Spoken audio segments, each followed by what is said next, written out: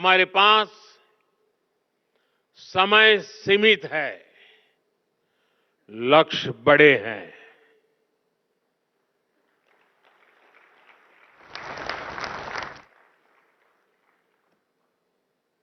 ये मैं वर्तमान स्थिति के लिए नहीं कह रहा हूं।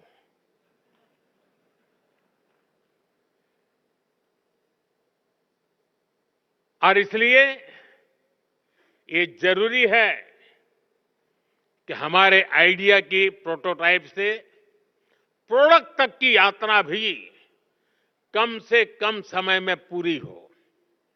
जब हम लैब से मार्केट तक की दूरी को कम कर देते हैं तो रिसर्च के परिणाम लोगों तक तेजी से पहुंचने लगते हैं। इससे रिसर्च को भी मोटिवेशन मिलता है, उनके काम, उनकी मेहनत का इंसेंटिव उन तक पहुंचता है। इससे रिसर्च, इनोवेशन और वैल्यू एडिशन के व्हील को और गति मिलती है। इसके लिए जरूरी है कि हमारा पूरा रिसर्च इकोसिस्टम, एकेडमिक इंस्टीट्यूशन से लेकर इन्वेस्टर्स और इंडस्ट्री तक हर कोई रिसर्च के साथ खड़ा हो, उन्हें गाइड करे। इंडस्ट्री लीडर्स इस दिशा में एक कदम और आगे ला सकते हैं और वो हमारे युवाओं का मार्गदर्शन कर सकते हैं, फंड की व्यवस्था कर सकते हैं और साथ मिलकर नए सॉल्यूशन डेवलप कर सकते हैं। इसलिए सरकार रेगुलेशंस को सिंप्लीफाई करने, अप्रूवल्स को फास्ट ट्रैक करने के प्रयासों को भी गति दे रही है। साथियों, हमें AI, quantum computing, advance analytics, space tech, health take, synthetic biology को लगातार प्रमोट करना होगा।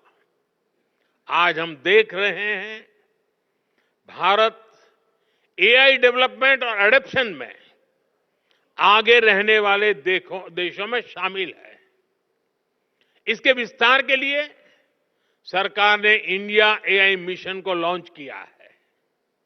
इससे world class infrastructure, high quality data sets और रिसर्च फैसिलिटी तैयार किए जाएंगे। भारत में एआई सेंटर्स ही एक्सेलेंस की संख्या भी बढ़ाई जा रही है। देश के जाने माने संस्थानों, उद्योगों और स्टार्टअप्स के द्वारा इन सेंटर्स ऑफ एक्सेलेंस को गति मिल रही है। हम मेक एआई इन इंडिया, इसके विजन पर काम कर रहे हैं और हमारा उद्देश्य है make AI work for India. इस बार के बजट में हमने आईआईटी में सीटों की संख्या और कैपेसिटी बढ़ाने का निर्णय लिया है। देश में मेडिटेक यानी मेडिकल प्लस टेक्नोलॉजी के कई कोर्सेज आईआईटी और एम्स के सहयोग से शुरू किए गए हैं। हमें इस जर्नी को समय से पूरा करना है। हमें हर फ्यूचर टेक्नोलॉजी में भारत को बेस्ट इन वर्ल्ड की लिस्ट में शामिल करना है। युग्म के जरिए हम इन प्रयासों को नई ऊर्जा दे सकते हैं। शिक्षा मंत्रालय और वाधवानी फाउंडेशन की साझा पहल से हम देश का इनोवेशन लैंडस्केप बदल सकते हैं।